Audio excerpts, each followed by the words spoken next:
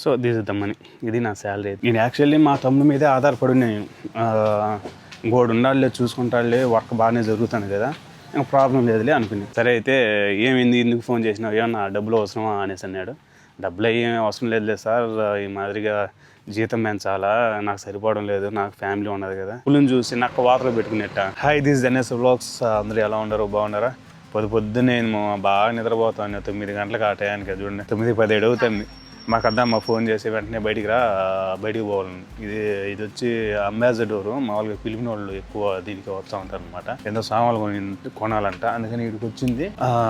అదే అంబాసిడర్ కాన్సన్ కదా, అదే అంబాసిడర్ ఏదో కొనడానికి వచ్చింది. నేనైతే ప్రస్తుతానికి తిరుగుతా ఉన్నమాట. కాకపోతే పొద్దున్నే లేపింది కానీ మంచి పని చేసింది. మా వాడైతే శాలరీ పంపించినాడు.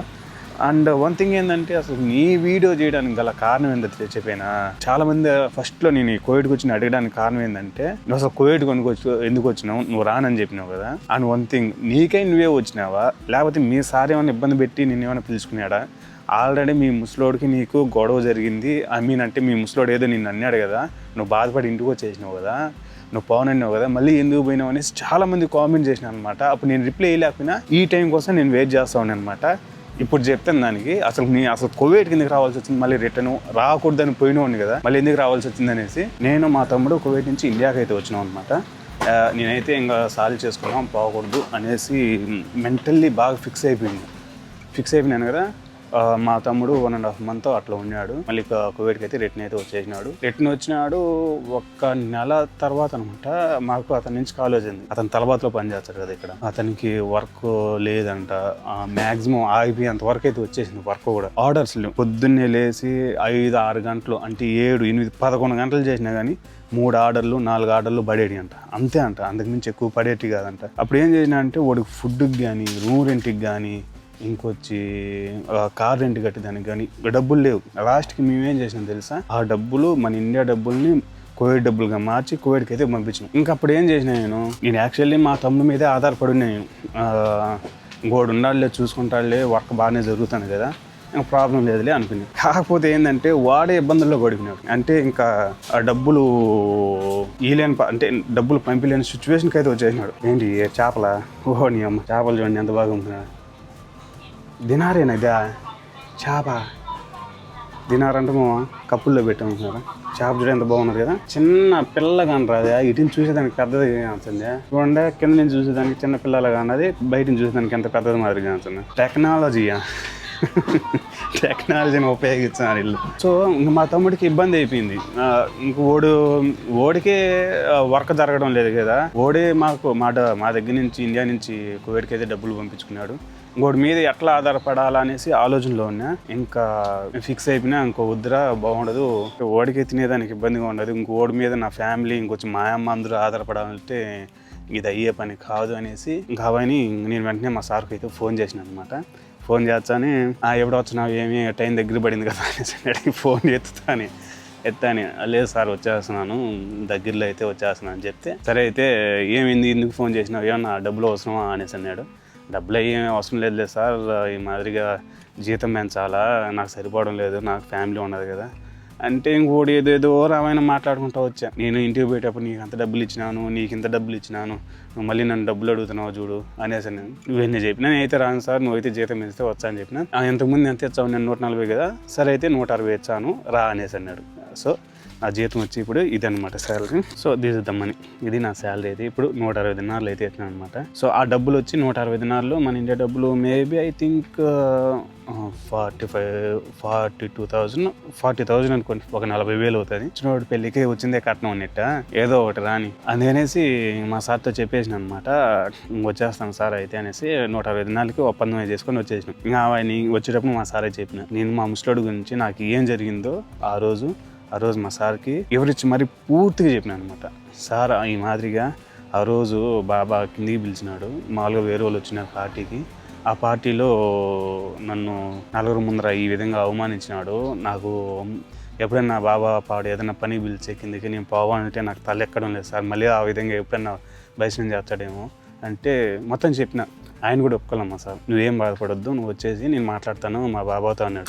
ఇల్లు అమ్మ నాన్న ఏమనరండి, కాకపోతే మనకు చెప్తారు, వాళ్ళు పని అయ్యేంత వరకు ఇక్కడ పిలిపించుకున్న తర్వాత వాళ్ళు మళ్ళీ నాటకాలు ఆడతారు. నేను అట్టే అనుకున్నా మామూలుగా పిలిపించుకొని మళ్ళీ నాటకాలు ఆడతారులే, మా సార్ ఏమన్నా మా ముసలివాడితో ఏం మాట్లాడు అంటే వాళ్ళ నాన్నతో ఏం మాట్లాడు, అంతా ఒత్తొత్తదిలే రా అని ఊరికి అంటాడు అంతే, అంతకుమించి ఏం ఉండదులే అనుకున్నా.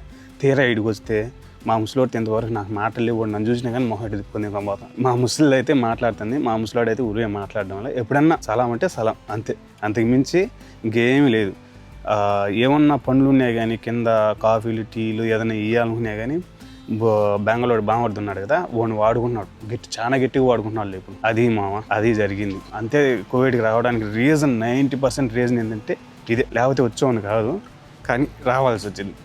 అంతకుమించి ఇంకేం లేదు. పనులేమో 160 దినాలు ఇచ్చినారు, 40,000 వస్తుంది చాలు, అంతకుమించి ఇంకేం ఉండదు. మనం కూడా సంపాదించుకోవచ్చు, మనకు కూడా ఎన్నో దారులు ఉన్నాయి, కానీ నిలబడడం లేదే, ఖర్చులు ఎక్కువ కదా, ఆగితమైన ఖర్చులు.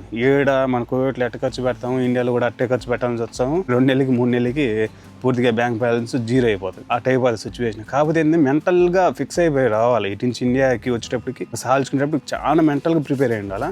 అది ప్రిపేర్ అవ్వాలా. ప్రిపేర్ అయినా కానీ నేను అనుకున్నా ఏంటంటే ఒకవేళ నా తమ్ముడు డబ్బులు అయిపోయాడు పంపించిపోయినా కానీ ఈ యూట్యూబ్ నుంచి 10,000 రాని 10,000 నాకు ఖర్చు సరిపోతుంది, వాడు ఇంటి వరకు చూసుకుంటే చాలు అనుకున్నా. కాకపోతే ఓడు వరకు కూడా చూసుకోలేని స్టేజ్కి వచ్చాడు కాబట్టి మళ్ళీ రావాల్సి వచ్చింది. ఇంకా లాస్ట్ అండ్ ఫైనల్ మావా, నేను ఒక్కరికి క్లారిఫై ఇద్దాం అనుకోండా, నా హేటర్స్కి మాత్రమే. ఆ ఎదవలు నేను వచ్చిన కొత్తల్లో నాది ఎక్స్పైర్ అయిపోయింది అనమాట, లైసెన్స్ ఎక్స్పైర్ అయిపోయి కూడా సుమారంగా 5 నెలలు అయిపోయింది.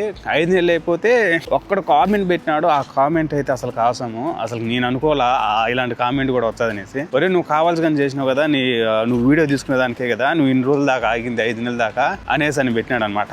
వాడికి మళ్ళీ సపోర్ట్గా 10 మంది కింద కామెంట్, నిజమే బ్రో వాడు కావాల్సి కానీ చేసినాడు, వాడు వీడియో తీసుకునే దానికోసం కానీ చేసినాడు, ఇలాంటి పనులు ఇలాంటి వాళ్ళే చేస్తారు అన్నట్టుగా మాట్లాడినాడు. వాటి తెక్కనా కొడుకులా, లేకపోతే అసలు ఏమైనా మైండ్ ఉండదా లేదో వాళ్ళకి నాకేం అర్థం కాలము. ఎంత మాత్రం హ్యాటర్స్ అయినా కానీ మినిమం కామన్ సెన్స్ బుద్ధి ఉండాలి కదా అంతన్నా. 5 నెలల దాకా నేను లైసెన్స్ లేకుండా తిరిగితే బయట ఒకవేళ కోవిటోడు పోలీసోడు ఎవడన్నా పట్టుకుంటే డబ్బులు ఎవడ కట్టాలా?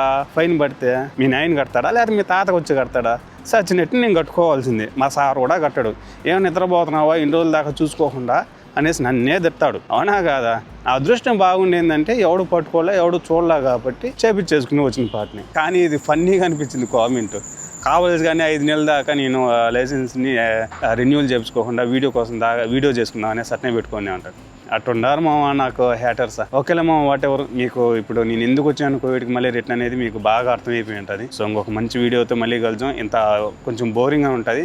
ఇంకా లాస్ట్ అండ్ ఫైనల్ మామ, చాలామంది నాకు మెసేజ్ చేయడం ఏంటంటే మామూలుగా ఇన్స్టాగ్రామ్లో, అన్నా నువ్వు డైలీ బ్లాగ్స్ చేయొచ్చు కదా, అతను వెంకీ చేస్తున్నాడు కదా అట్లా సౌదీలో, నువ్వు కూడా అట్లా చేయొచ్చు కదా అంటే, అతను చేస్తున్నాడు బాగుంటుంది, అతని మాదిరిగా నేను చేర్చి ఏకారంగా ఉంటుంది. ఎవరో ఒకరు చేర్చినా బాగుంటుంది మో. ఏదో ఇది ఇంటా చూసినావా పులిని చూసి నక్క వాతలో పెట్టుకునేట, అతని మాటకారి అతను చూపించే విధానం చెప్పే విధానం ఒక రకంగా ఉంటుంది. అందరూ ఒక రకంగా ఉండలేరు కదా. సో ఒకవేళ మీరు చెయ్యాలి లేదు నా చెయ్యి పర్లేదు చూస్తా ఉన్నట్టుగా ఉంటే నేను ఖచ్చితంగా యూట్యూబ్లో అయితే నేను పోలింగ్ అయితే పెడతా. మెజారిటీ పోల్ చేయండి అంటేనే చేస్తా, లేకపోతే చేయండి. Okay that's it guys. ఈ వీడియోకి మళ్ళీ ఇంకొక మంచి వీడియోతో కలుద్దాం. సో మీకైతే బాగా అర్థమైపోయింది అనుకుంటా నేను ఎందుకు మళ్ళీ రిటర్న్ కోవిడ్కి వచ్చాను, క్లియర్గా చెప్పినాను అనుకుంటా. మర్చిపోకుండా సబ్స్క్రైబ్ చేయండి, లైక్ చేసుకోండి, వీలైతే మీ ఫ్యామిలీకి షేర్ చేయండి. ఇంకొక మంచి వీడియోతో మళ్ళీ కలుద్దాం. This is your NS vlogs. By bye guys, I love you.